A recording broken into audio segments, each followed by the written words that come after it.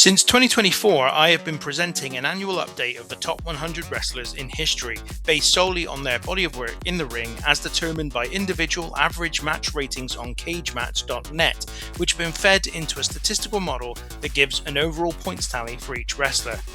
All in all, 4,615 matches have been included in the model. That's an increase of nearly 300 over last year's version, with a maximum of 100 matches included for any given year, ensuring as much parity across history as possible.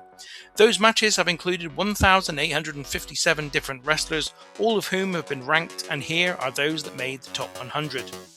As with previous years, there will be people who are unhappy with the ranking of their favourites, and to those people I will say two things. Firstly, this is not a reflection of my or anybody else's opinion, but a predefined model for ranking wrestlers based on their body of in-ring work. The result was entirely due to the model, not a personal assessment of quality. Secondly, no matter where a wrestler ranks, if they are included in this top 100, they by default are in the elite category of pro wrestlers to ever do it. Anything beyond that is just for fun.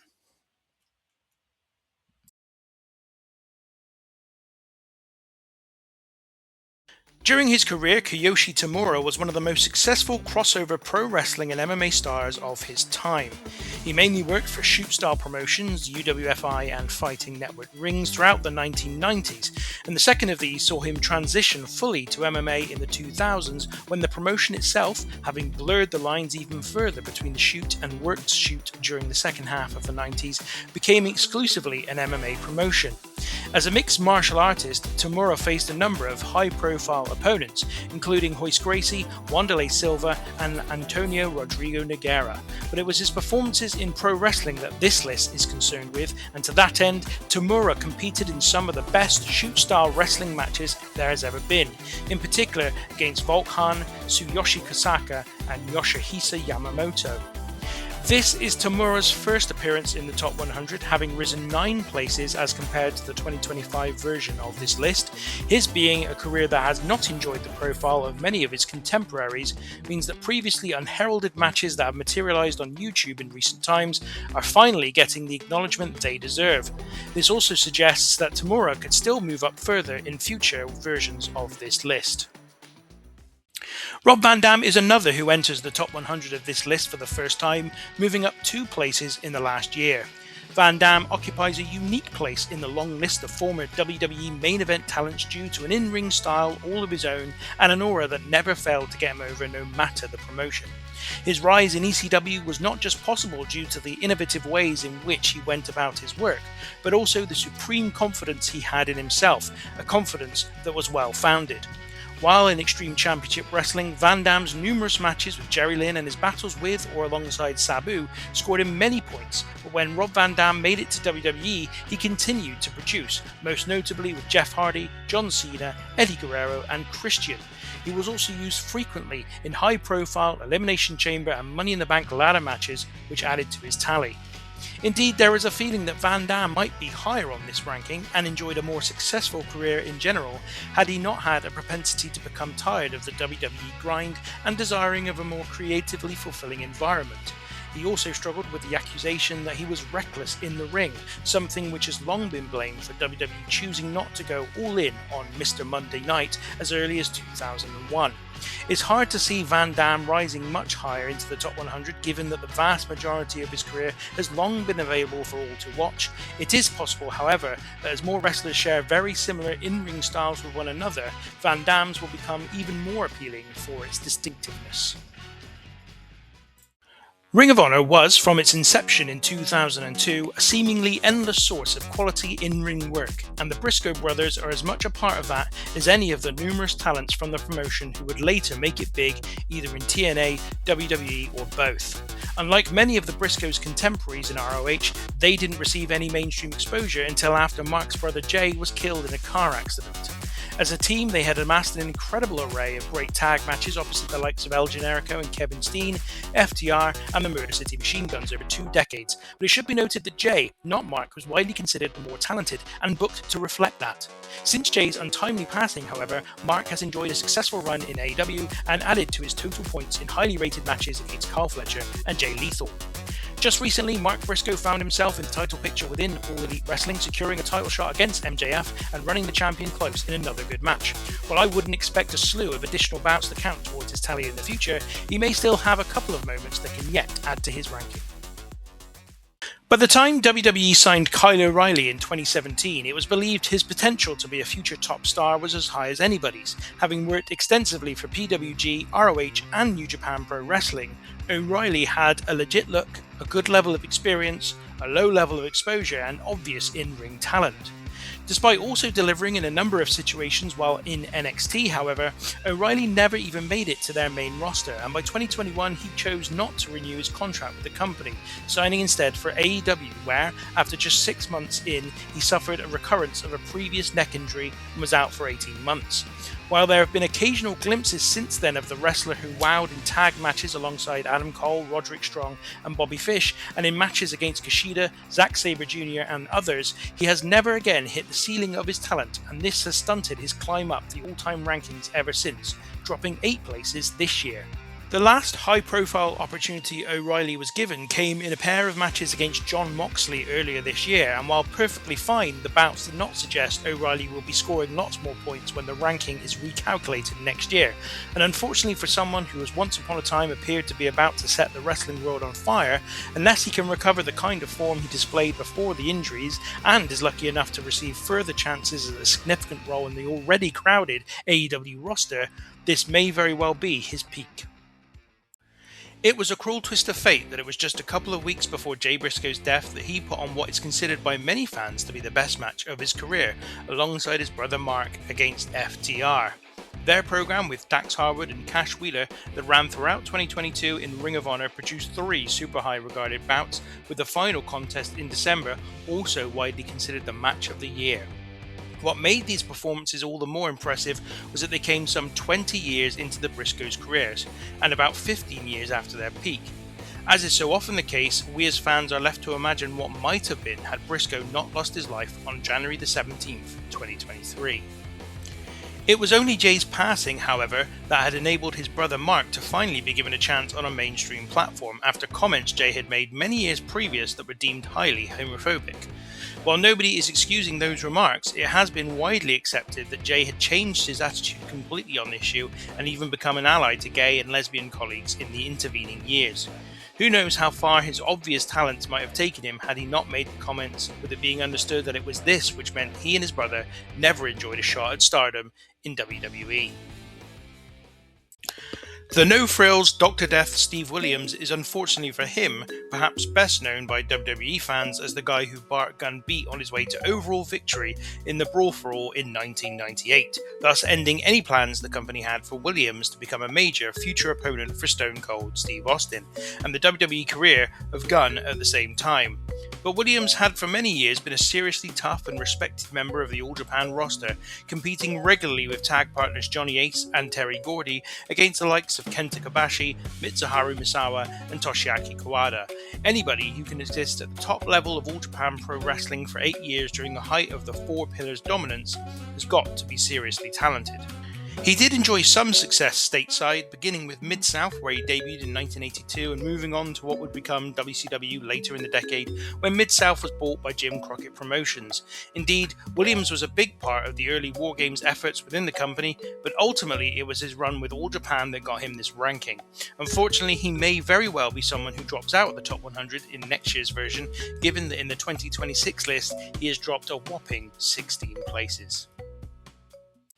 At the age of 58 years old, Minoru Suzuki is still working regularly as a freelancer across Japan and even in the US with Major League Wrestling. Despite his advanced age, only a fool would rule him out from still adding points to his overall tally, especially given his penchant for working anywhere and having the name value to still be attractive to promoters pretty much everywhere. His most recent points came following a match against Katsuyori Shibata in 2024 at a charity event, contributing to the over 200 he has accrued since turning 50. Part of this might be him making up for lost time, as he had a 10-year pro wrestling career break from 1993 to 2003 to work as an MMA fighter with his highest profile opponents including Ken Shamrock, Baz Rutten and Morris Smith. That 10 years came during what would have been his peak, and so Suzuki's is another classic what-if scenario. 10 years of additional points might see him way higher on this list. That's not to say Suzuki hasn't had some genuine classics over the course of his time in the ring, most notably during his New Japan run in the mid and late 2010s against the likes of Hiroshi Tanahashi, Kazuchika Okada and AJ Styles, though Suzuki's resume also includes great matches in promotions across the world, gracing the rings of everyone from Pro Wrestling Noah to GCW and from All Elite Wrestling to Rev Pro in the UK. Suzuki is down 12 places in this year's list, but due to the variety of places he has worked for and continues to work for, there's every chance of previously unheralded classics being discovered or new ones being made. Kyoko Inui is the first of 8 female wrestlers on this list, all of whom hail from Japan and many of which earn lots of their points in matches with one another. Inui had multiple great matches with Manami Toyota, Akira Hakuto and Bull Nakano, and teamed up to great result with Toshio Yamada to amass an envious CV as part of her work in All Japan Women during the 1990s. She might be recognisable to fans of mid-90s WWE too, as she appeared on a handful of occasions for the company, most notably at the Survivor Series 1995 in a match alongside fellow AJW stars Aja Kong, Tomoko Watanabe, Lioness Asuka and others. Despite still working on occasion in 2026, the last year Inui gained any points for inclusion in this list were all the way back in 1997. This cut-off point can likely be attributed to the financial collapse of All Japan Women that same year and the talent split that this resulted in, with many of the top stars going off in different directions to form new and unfortunately less successful promotions. Given the lower profile these promotions enjoyed, it is possible that there are still matches of Inui's out there that simply haven't been discovered by wrestling aficionados. All it would take is a few uploads to YouTube and a flood of new points could be waiting for her, something that might be required if she is to remain in the top 100 for years to come, as she dropped one place in the 2026 update. While nobody ever claimed Hulk Hogan was the most athletic or most technically proficient wrestler in history, it's hard to argue with the Hulkster's superstar aura, legendary charisma, and mastery of in-ring psychology. It is these attributes which he took into some of the most high-profile matches in pro wrestling for 22 years, from as far back as 1980 all the way to 2002, earning him big points along the way. Whether it was his WrestleMania main event collisions with Randy Savage or The Ultimate Warrior, his early 80s feuds with Andre the Giant and Bob Backlund, his WCW run-ins with Lex Luger and Ric Flair, his stints in Japan for matches with Antonio Inoki, Stan Hansen and the Great Muta, or his earth-shaking battle with The Rock on his return to WWE, Hogan always had it in him to create the big fight feel on the big occasion with the biggest opponents. To many, Hulk Hogan is wrestling, and while that may irritate some wrestling fans, his impact and legacy are undeniable. Staying on this list in the long run, however, may be a real challenge. The 2026 update sees him down 8 places, and Hogan's is a career that has been well explored, documented, and assessed many times over. It's possible his passing last year will reinvigorate interest in his past matches and lead to an upturn, but whatever the case, nobody should be in any doubt about Hulk Hogan's abilities. Unlike Toshio Yamada or Minoru Suzuki, the years Adam Copeland missed from the ring were not by choice. His injury in 2011 looked to have ended his career entirely, until a new approach was suggested and the man most famously known as Edge was able to return to the ring some 10 years later.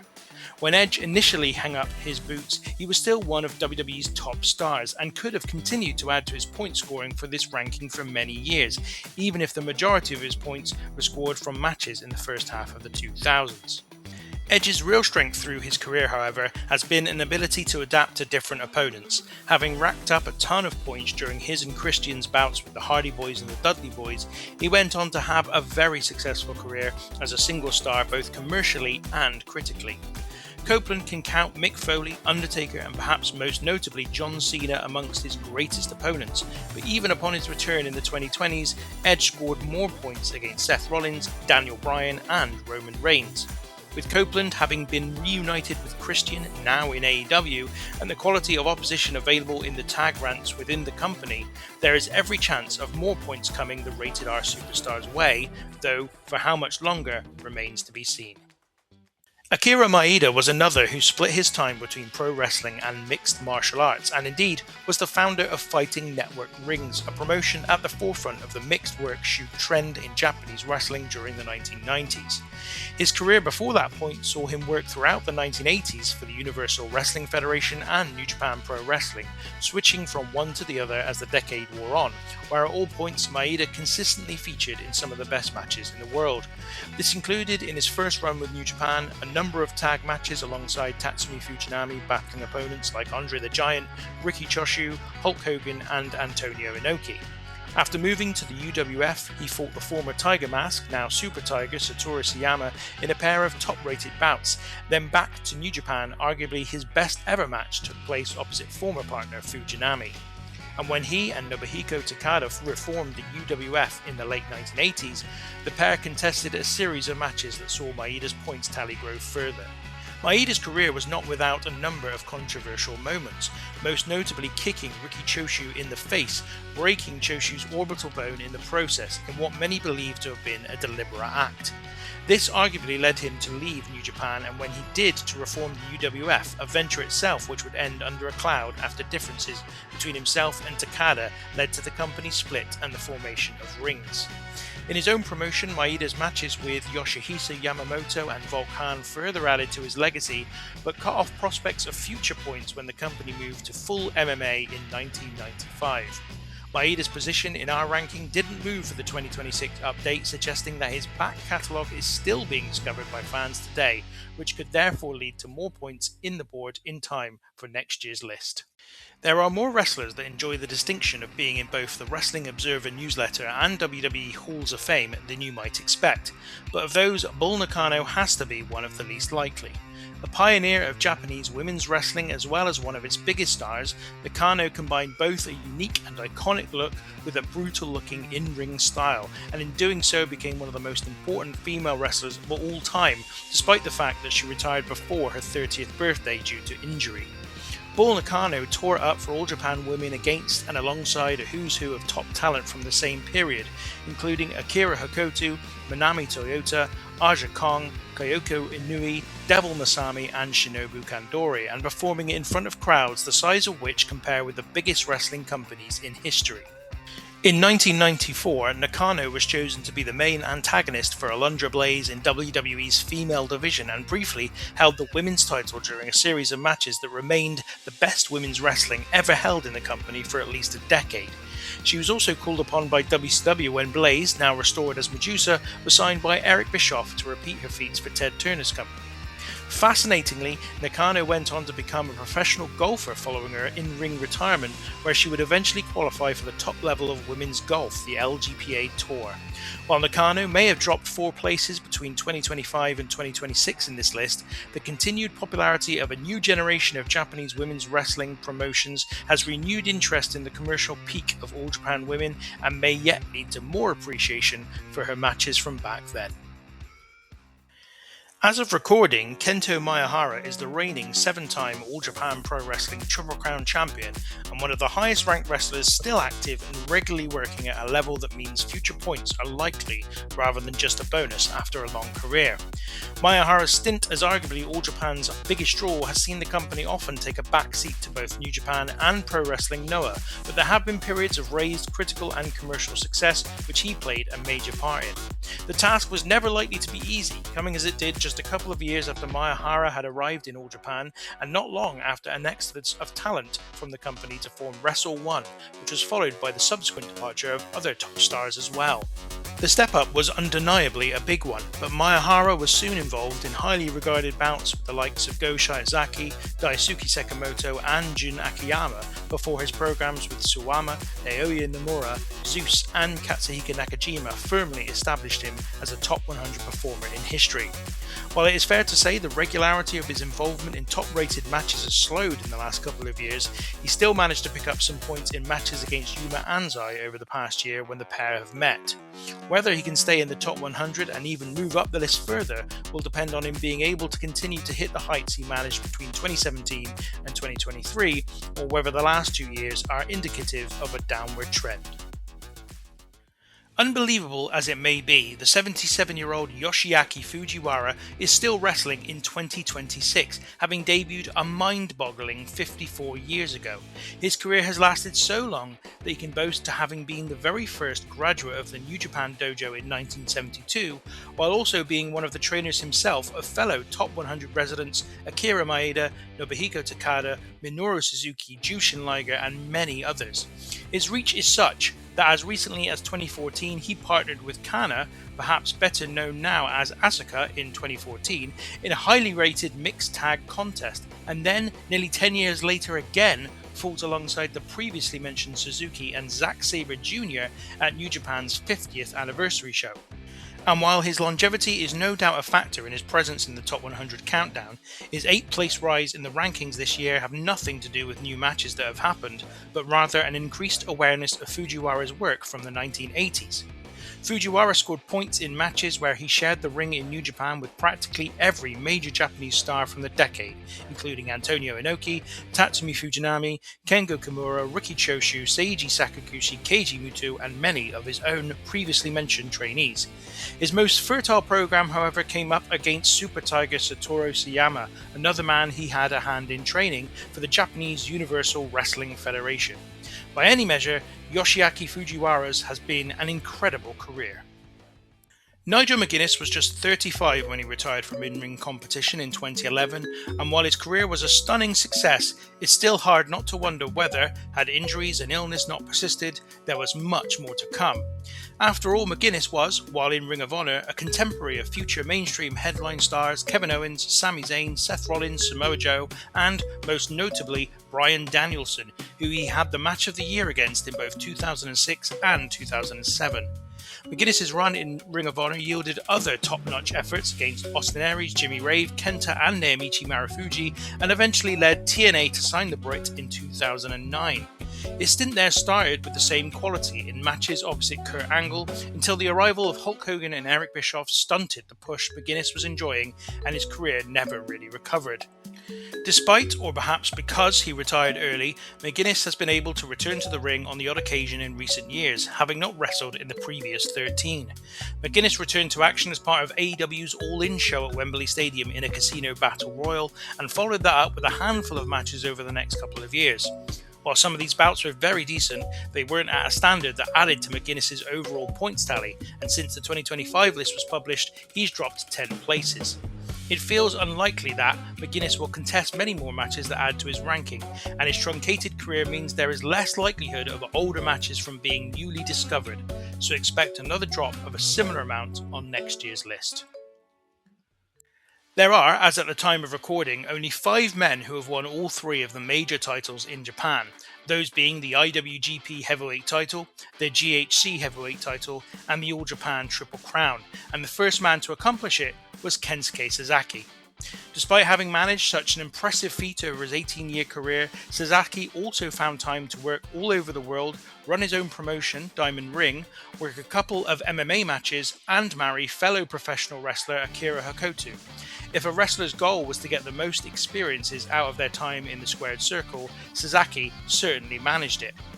He also shared the ring with a wide variety of opponents, scoring his points in matches with everybody who was anybody in Japan during the 1990s and 2000s. His best matches came as part of a dream series of bouts opposite Kenta Kobashi in Pro Wrestling Noah, but he garnered plaudits everywhere he went, including interpromotional bouts with All Japan's Toshiaki Kawada and Tokyo Dome main events against the likes of Yuji Nagata in New Japan.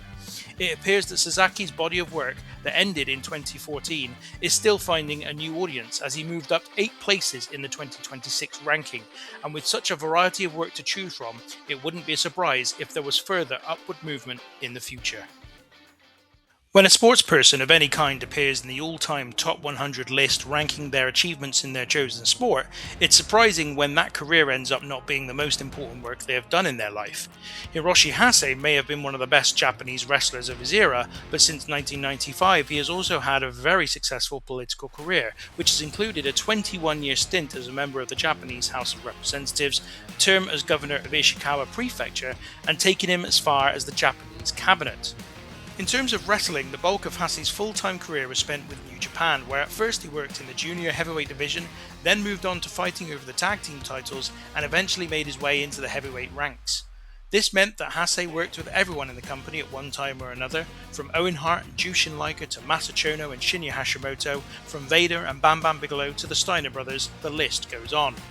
Halfway through the 1990s, Hase jumped from New Japan to All Japan, and though his in-ring exploits were overlapping with his political ones, he still had time to work one of the best matches of his career against Kenta Kobashi.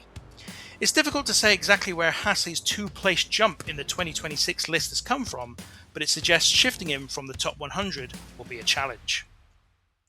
Despite spending the vast majority of his career fending off accusations that he didn't know how to wrestle, John Cena finds himself at number 83 in this list thanks to a body of work that stacks up surprisingly well.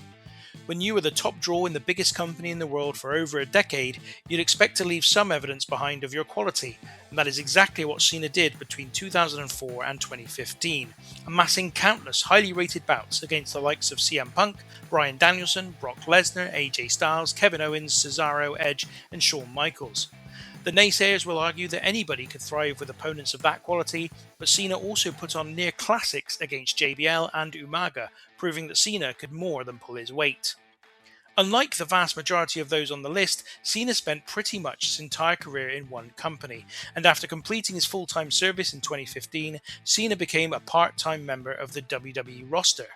He returned to something approaching full-time last year, picking up his first points since 2020 in matches versus Styles and Cody Rhodes, and preventing him from falling too far down the list. Due to Cena's entire career having played out in front of the mainstream cameras of WWE, there are no hidden gems for fans to discover now that Cena is retired, which would suggest that this is his peak. But it's ironic that only in retirement are many coming to appreciate him for the level of his performances. Steve Austin is one of the biggest stars in the history of the business, was a genuinely revered in-ring talent, and faced high-quality opponents throughout his career. It is then surprising to see him not placed higher in this ranking. Unfortunately for Austin though, his time in the ring was marred by a number of interruptions and unnecessary hurdles, and eventually was cut criminally short due to the long-term effects of a variety of injuries. Had it not been, for example, for the often wasteful way he was utilised in World Championship Wrestling, the change of in-ring style necessitated by the neck injury suffered at the hands of Owen Hart, the recurrence of that injury in 1999 which kept him out for nearly a year, the falling out he had with Vince McMahon in 2002, or his need to hang up the boots in 2003, it's not hard to imagine a reality where Austin accumulated more points more regularly and continued to work with top-level opponents for as much as another 10 years.